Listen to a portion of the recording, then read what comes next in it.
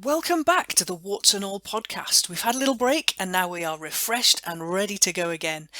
I'm Susie Edge, medical doctor and historian, and I'm just fascinated by the human body and how we've treated it in life and in death. But let's face it, mostly in death. Shall we open another coffin?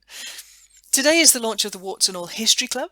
Every so often we'll get together with like-minded lovers of history to have a drink and a chat about what we love. It's a broad church. We can talk about historical movies, podcasts, fiction, non-fiction. Let's have fun with it. No stuffiness here. Everyone's welcome. Even, and I don't say this lightly, even fans of Anne Boleyn. I'm joking, of course.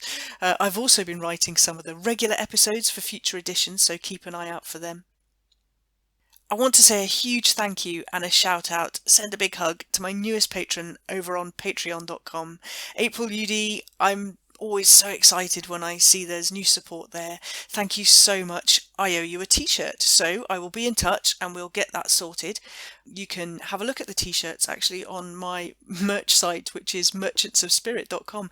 I have been given loads of ideas recently. You guys on TikTok are like shouting at me, get new t-shirts done, so I'll do that and I'll let you know when I've done it. But thank you, April. Again, I really appreciate your support. There's a funny thing about Patreon that I started it and I got support and I got a little bit stressed, almost paralysed. I wanted to do such a good job that I wasn't doing any at all. I do think about you though. I think about how I can give back, and I'm going to be updating more on the podcast and the book and letting you guys know what's going on there. So if you want to, you can support the podcast, the book and me and my TikTok, etc. on patreon.com. Right, over to the first episode of the Warts and All History Club. Today's guest is the wonderful Melissa Ratliff. You might know her as Melissa Fairlady on TikTok and YouTube. We bonded over a love of short-form history snippets, and I thought it would be great to hear about her new podcast, her slightly worrisome obsession with a certain Charles Lightoller, second officer of the Titanic, and much more, she tells us. Not to mention her obsession with Napoleon, but we'll brush over that. We'll brush over that one.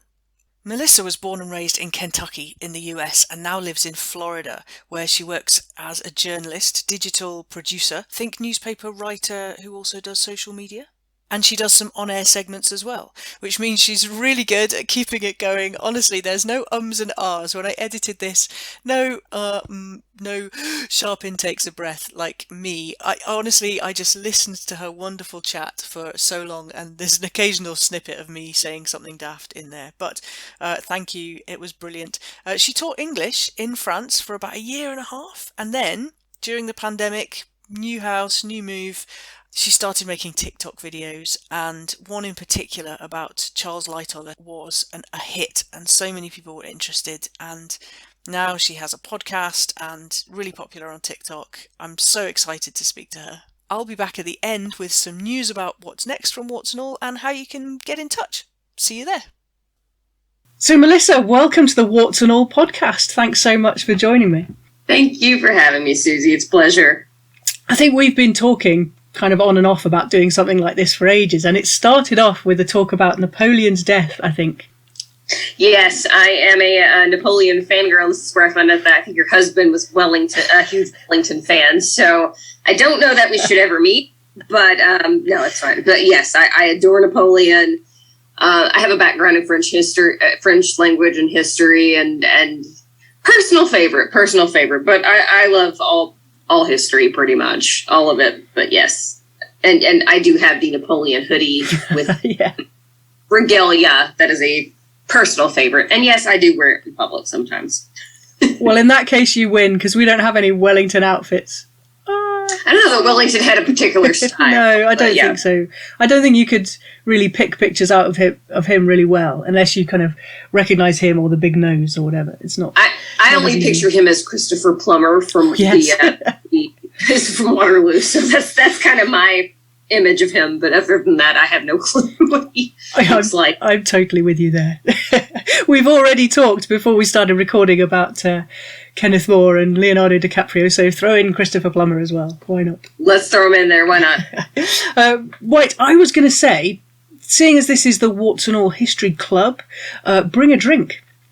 Not only have I left mine in the kitchen, but it's like midday. Stand by. No, I was prepared. You'll hear a rustling of plastic, and for that I apologize. But good stuff. Nope. You've got one. I was ready. Nice. Let's just make sure it doesn't explode. Oh, we're good. Superb. What are you drinking? Let's do this. Heineken. Sorry, it was a gas station. I'm sorry, it was a gas station beer. I thought, oh, it's going to be midday. Like, it's 5 o'clock here. I was like, oh, I'll have a cup of tea. Well, I'm off tomorrow from work, so... I'm impressed. I'm not, so, I have to behave. I'll have my cup of tea. I'll have my cup of tea cold when we're done. It's breakfast beer. Well, actually, lunch beer now. It's noon here, so we're good. Perfect. So what have you been up to lately? Well, I have just finished, obviously I'm in journalism, so I have a pretty busy day-to-day gig, and I don't think I've had a day off in like 2 weeks. So last night, I was working mostly on my podcast. The third episode is coming out next week. So I just started it not so long ago, as you recall, and a lot harder than I thought it would be. A lot harder than I thought it would be to put together. The amount of research is just mind-numbing on occasion. Mind-numbing. And, but it's ready to go. I'm ready to, obviously I'm not going to be recording it after having a Heineken, but that I'm off tomorrow, and that is the plan for now. I think I was going to come to the podcast later, but as you brought it up, I think you can really tell listening to it, or I can really tell listening to it, the amount of research, the amount of reading and what have you that's gone into it. It's absolutely superb, and congratulations. I've been hooked. Thank you. I wish I could turn my computer to show you the all these, like, the stuff on my desk, like newspapers, books. I look like a Titanic hoarder over here. There's books upon books upon books and notepads and pencils. So quite a bit like uni, I guess you'd say, college is, it's just a very messy. I was never the organized student, so everything's just kind of piled up over here.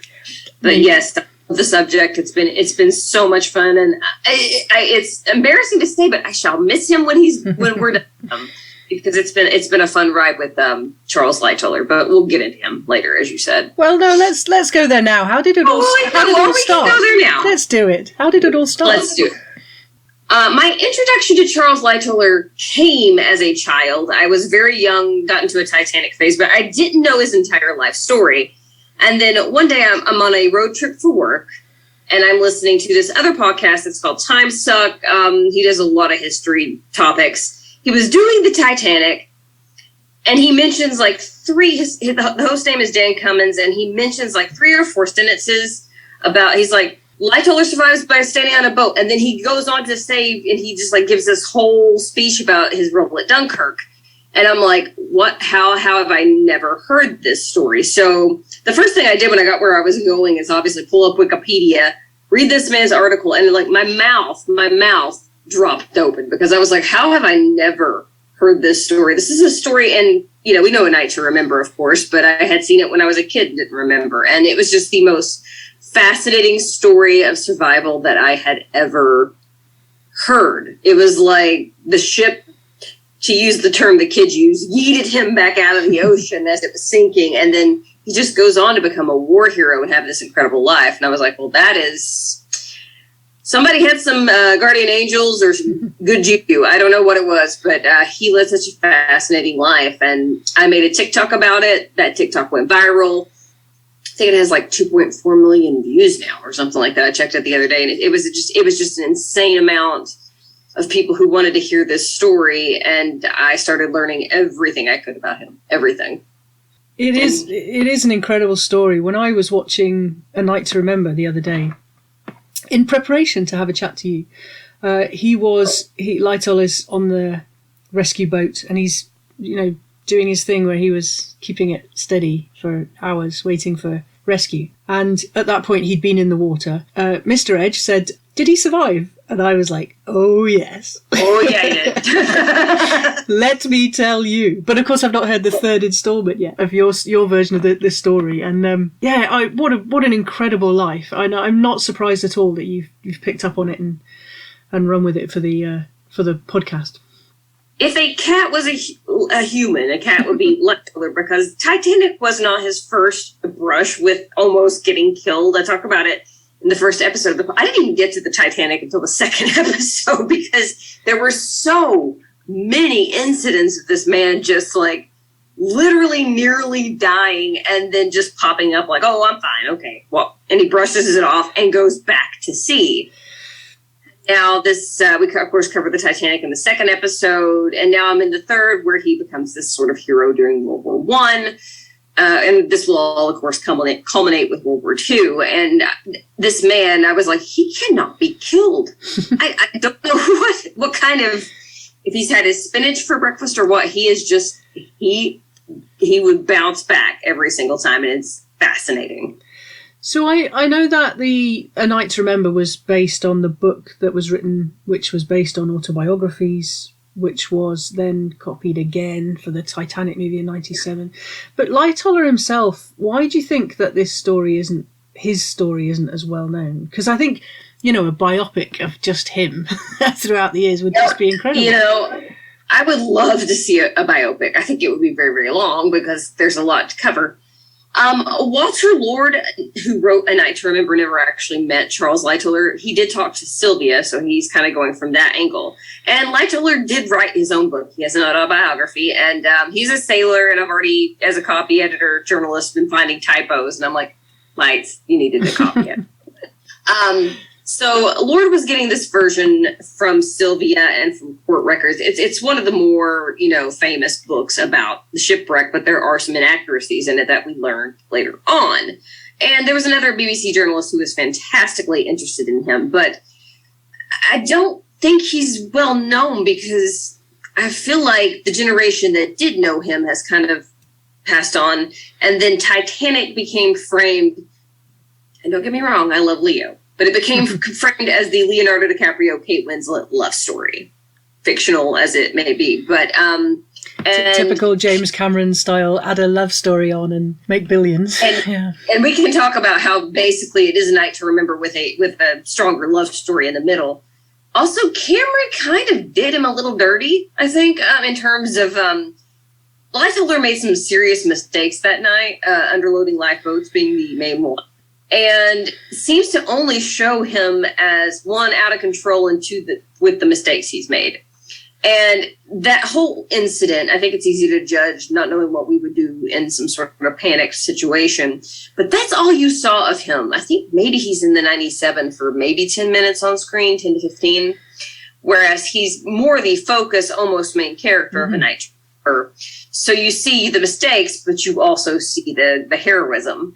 I feel like he got lost in the Leo mania somewhere along the line. But he's such a fascinating character, and gosh, I would love to see a biopic. I can't figure out who would play him, but I'm almost scared it's going to be Kenneth Branagh, because Kenneth Branagh does everything. But if somebody wrote a biopic, I would watch, because he definitely deserves one, because his life was not just Titanic, it was so much more. The beginning of your second podcast about Lightoller, when you were going with the distress calls from the Titanic, I was ironing, I have to admit, I was ironing some shirts and I was listening to it, and I just stopped because this was really haunting. They were like, that was, I'm just learning how to edit sound together. That's something new. Thankfully, I work at a TV station with people who actually know what they're doing, so they kind of show me some tricks. And online, you can find it's about a 53-minute conversation of dots and dashes that, if you don't know Morse code, and I don't, you're not understanding what they're saying, but once you know what they're saying, it hits so hard because you can feel the panic. I don't know how you feel the panic. Every time I hear that last message from the Titanic, they're trying out they're trying every code they possibly can. SOS was a brand new code at the time. CQD was the typical one. These other ships are headed toward them as fast as they can, and the one ship that would have been able to get there by the time the ship sank, they didn't wake the wireless operator up. And I remember the first time I listened to it with a transcript and realized that Jack Phillips, the wireless operator who did die tragically, he was 25, he was a baby. He's going to the last possible second until the electricity cuts off, and it just literally cuts off mid-word. And within 5 minutes of that, the ship was breaking apart and going down. There's just such a haunting element about it. It gets hidden in those dots and dashes. But knowing what is being said in those dots and dashes, I got so choked up just because you could tell he's starting to panic, and he's speeding up the messages, and then it's silence. It's just the eeriest, because the Olympic was begging everybody. The Marconi signal was jammed because everybody was trying to find out what was going on. And then just deathly silence with no one talking. And you feel that really hard, because we get so removed from tragedy, I think, that we don't always think of that human element, which is one of the reasons I wanted to start that podcast. But that moment was like, I have to show that moment, because that was fear. That was, he was, you could just tell from dots and dashes and the speed that he was scared to death. And then it just cuts off. So that was emotional. And I think that sets that opening was to set the tone of, these were real people panicking, and you can hear the moment that they were lost. And it's just heartbreaking. It's sad that the Californian was so close and did nothing. And that's another, it's just, there were so many things that went wrong that should not have. Made the hairs on the back of my neck stand up. It really did. Yeah, and I'm going to get a little more into Phillips, because there is some debate about what happened to Phillips afterwards. Lightoller claims he pulled him up on Collapsible B. There are witnesses who saw him, but Lightoller says that he's the one who gave the coordinates for the Carpathia. Colonel Archibald Gracie, who was also on Collapsible B, and we'll get into that more, says Jack was dead by the time they pulled him up. So there's some I'm going to have to address some of these inconsistencies, but trauma, and I'm sure you learn in medical school, the way it affects so many people and the way they remember things. And Jack Phillips died a hero, and he's one of those unsung heroes because he had stayed up the entire night before fixing that wireless system. And I think if he had not, mostly everybody on that ship would have died, because they wouldn't have been able to get hold of anybody. So just the fact he was so young, that's an absolute tragedy. Absolute tragedy. And now we're all sad. So now everybody's sad. But he is an unsung hero, and he does not get the credit he deserves, I think, sometimes. So the response that you have from TikTok has been superb. I've watched that grow over the past year. It's just been ridiculousness. I don't know about you, but I find that the audience are very knowledgeable. I mean, a lot of questioning, but also just joining in and adding things. And I just wondered if you'd had that as well. Yeah, I feel like, you get trolls occasionally. But for the most part, it's people who, I feel like history, when it's taught, especially specifically in the American school system, and that's not all teachers, but it gets kind of that, Americanized version, or gets oversimplified to facts, dates, and those get pushed out of your head the second you graduate. Kind of like with me with math. I just kind of was like, I'm pushing it out. But when you tell human elements of history and make it like it's gossip or a good story, which it is, or you point out when something was PR in history, you find that people will enjoy it more. And I had an AP, that's like our college level, a class in high school, European history teacher who did that. And she was always bringing in these so many interesting stories, the ones that you don't read in the actual textbooks themselves. And that's what kind of inspired my love of it. And I think TikTok's a good place to get those questions engaged, and you can engage and tell the story better, even if it is short form, because you can get the highlights. I think that's a real, I don't want to say it's an art, because I do it myself, and therefore I'm going, oh, aren't I so wonderful? But it's a real thing to be able to sit down and get it all into 60 seconds. And how you do that is a real challenge sometimes, because I want to say everything, and then people come in afterwards and say, oh, you forgot about this. I'm like, I didn't forget. I just had 60 seconds. That's all, and I chose what I chose. I had to learn to deal with that so much, because, I mean, now we have 3-minute videos, but even then, so when I was doing World War I, those series. Just the men and women in the comments who are very, very big World War I fans are like, this is don't oversimplify. And I'm like, it's 60 seconds. Yes. I can't give you everything in 60 seconds. I can make a full series and still not have everything because there are so many complexities, but I can hit the highlights. And I am grateful for the 3-minute videos, but that's still, in most cases, not enough. I've had to point out a few times that this is not a PhD thesis. I'm just having fun telling stories on TikTok. Come on. Exactly, yeah. And I mean, those things used to hurt my feelings more. I'm kind of at the point, like, if you want to know more, go get a book. Yeah.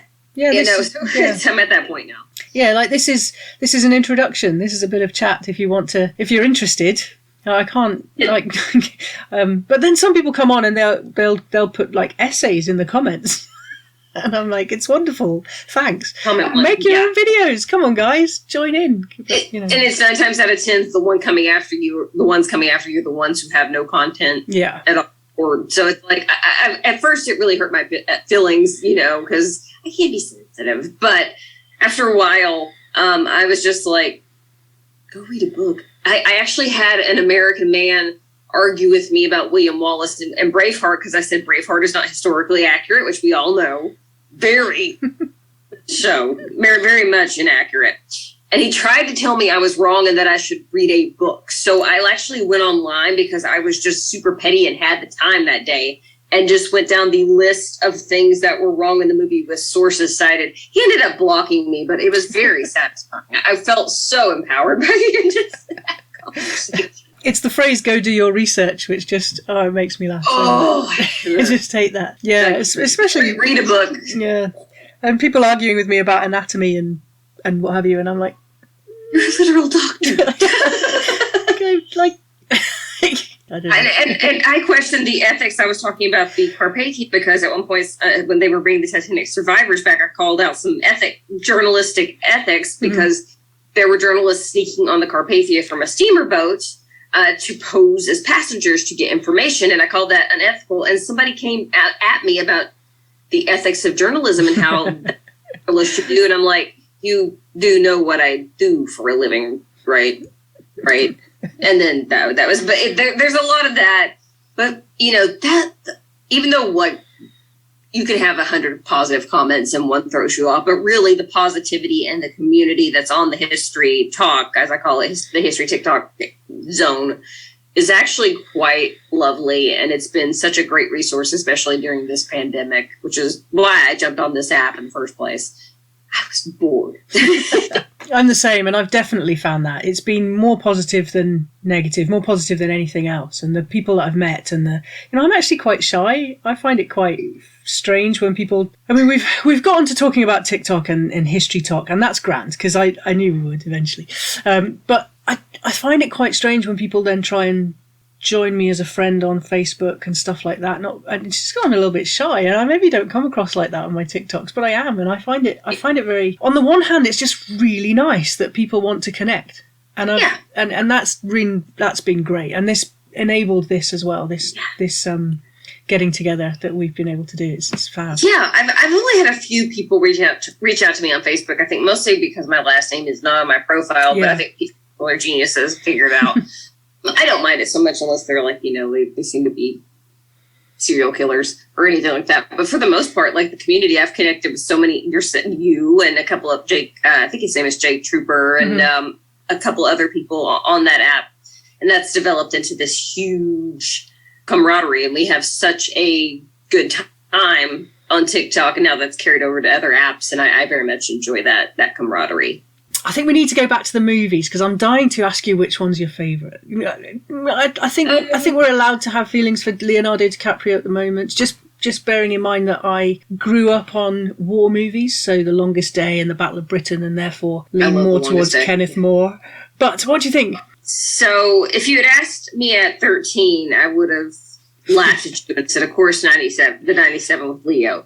But that had everything to do with Leonardo DiCaprio. As I got back into this research, I went back and watched both. And I watched both. And I don't think James Cameron was necessarily plagiarizing A Night to Remember, which a lot of people say.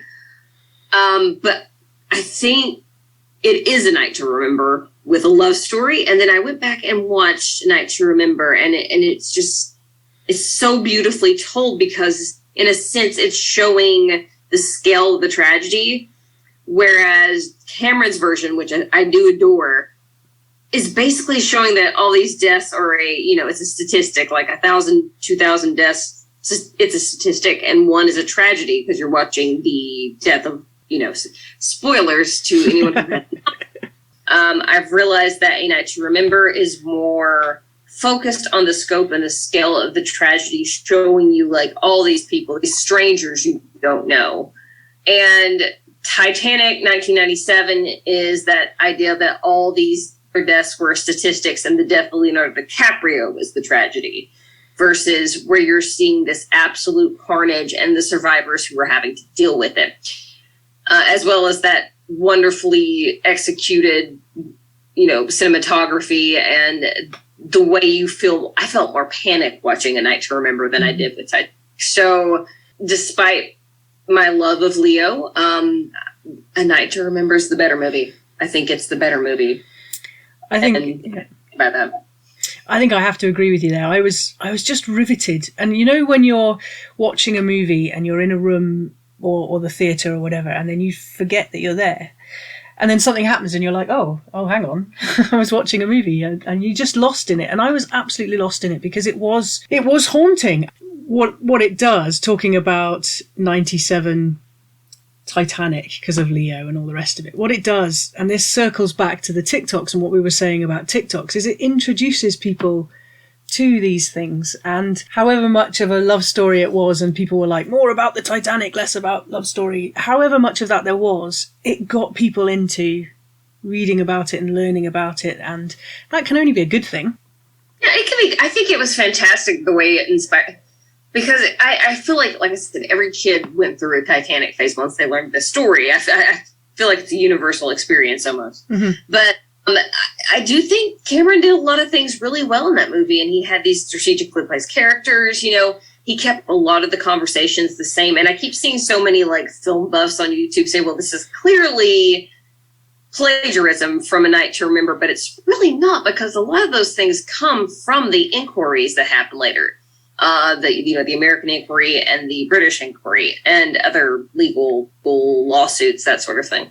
So it got people in this story. And then there's this Titanic creator on YouTube. I think his name is Rafa Vila. He's wonderful. He's also on TikTok. He had said he had found a cut of the movie that someone had created where they took out the entire love story and just put all the parts that were historically accurate together. And you can find it on YouTube, and it's just the story of the ship and not Jack. And I was like, or you could just watch that.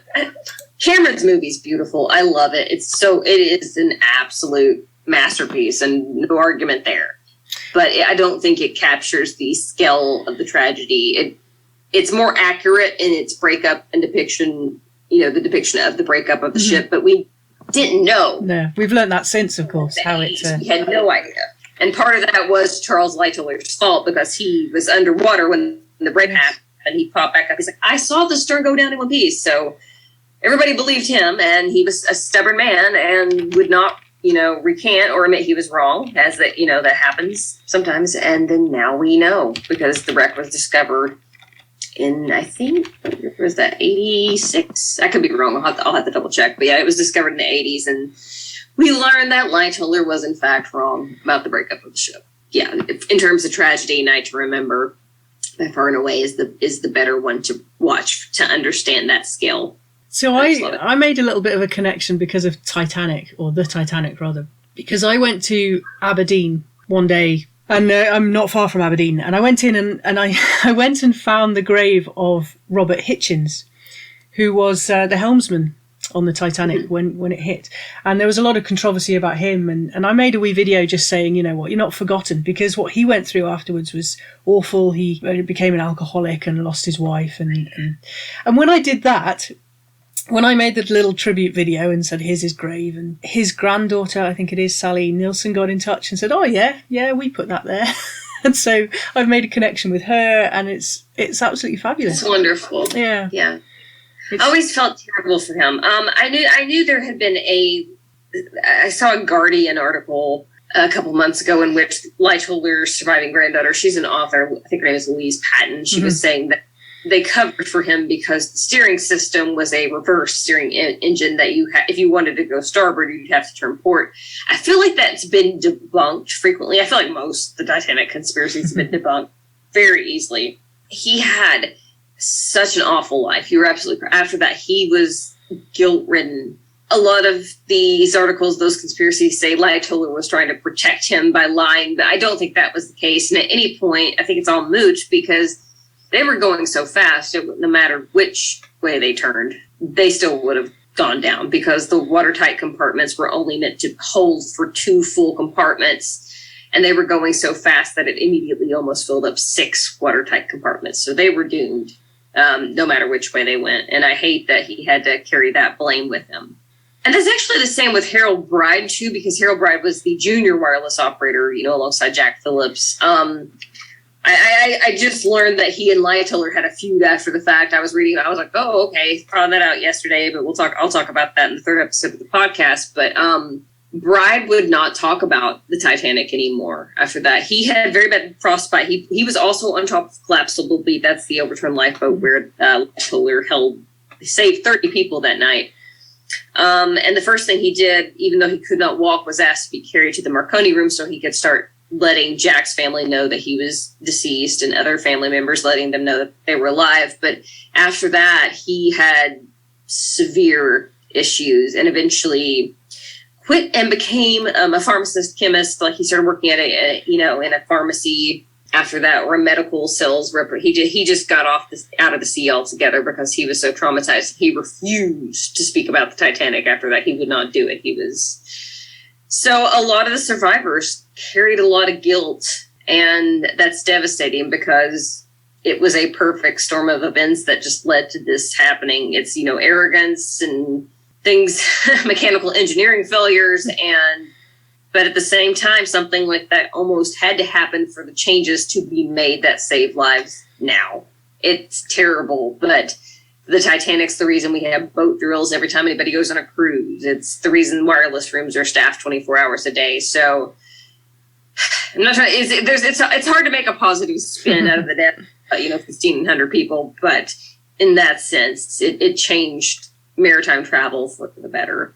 I don't spend a lot of time thinking about the 20th century, so it's been absolutely brilliant having a chat to you about the Titanic and the movies and everything that we kind of think we know, but so much more, and I really appreciate it. What I'm going to ask everybody that comes along to the Warts and All History Club is, if we were to get all the members together, all our guests, our listeners, our followers, and share with them one history book or history podcast or history movie, what would be yours? What would you bring along to the night?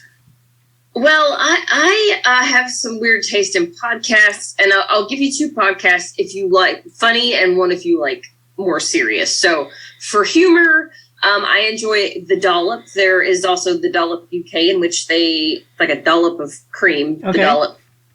So the Dollop, which tells American history stories, it's a comedian who tells his friend stories from American history, and then on the British one, obviously English and UK stories. And the other guy doesn't know the story, so he's reacting to it in real time, and it's absolutely hysterical. I like the sound of that. Yeah, that one's absolutely brilliant. If you prefer the more serious stuff you missed in history classes, Chef's Kiss, it's really, really, really good. And as for history books, I've been on such a Lightoller kick. If you can find it, Lights, the Odyssey of CH Lightoller. But my favorite part about this is that when the Titanic movie came out in 1997, I'm assuming Patrick Stenson, he's a BBC journalist, but I don't know if he's still with us, but he decided to rename the book Titanic Voyager. I guess if he's like, I can make a little, assuming he's like, if I name it Titanic, maybe I'll get some more money off of. But the details he has about the entire life of Charles Lightoller in both of these are just fantastic. He has some amazing pictures, anecdotes, stories about his family, Dunkirk, and a really, really great part about Lightoller's yacht, the Sundowner, which is what he used during World War II. So that is called Lights or Titanic Voyager. You can find either or, and it's by author Patrick Stenson. And if you want me to send those to you so you can put those on the page, I will. But yes, so the Dollop podcast and Titanic Voyager or Lights, depending on which version you get of that book. That's superb. I'll put those on. I'm going to start putting show notes on my website at susieedge.com. So I'll get those on there. I'll start doing that as well. So, last question then. Where can our listeners find you? Well, obviously I'm on TikTok. Yeah. Where the whole thing started. TikTok is Melissa Fairlady. Now, let me explain. My Fair Lady is my favorite movie. And before we started recording this, I was telling Susie what an unfortunate crush I have on Rex Harrison. It's like Kenneth Moore. But yes, I do love Rex Harrison quite a bit. But so it's Melissa Fairlady on TikTok. The name of my podcast is God's Favorites, a history podcast. And as of now, we're getting on more and more platforms. We're on Apple, Spotify, Podbean, Google Podcasts, and I think Amazon Alexa has it now. So, and if I said Amazon Alexa and your Alexa went off, I apologize. I have no control over that. And we also on Facebook have a God's Favorites Facebook page where you can come and hang out and discuss. I just started it, so there's not a lot on there yet, but hopefully soon. So hopefully come over, join us, and you can suggest topics. Obviously, this entire podcast, as I could talk about Lightoller for years, but I think it's time to move on. And the next series is going to be about the Marquis de Lafayette. So, I was going to ask you what's coming next. That's brilliant. Yes. So right after Lightoller, we're doing a mini-sode just so I can have a brain breather about Violet Jessup, she was also on the Titanic. She survived 3 shipwrecks during the biggest one, I think, being the Britannic, because she just basically popped right on a lifeboat on the Titanic. Basically, the female Lightoller.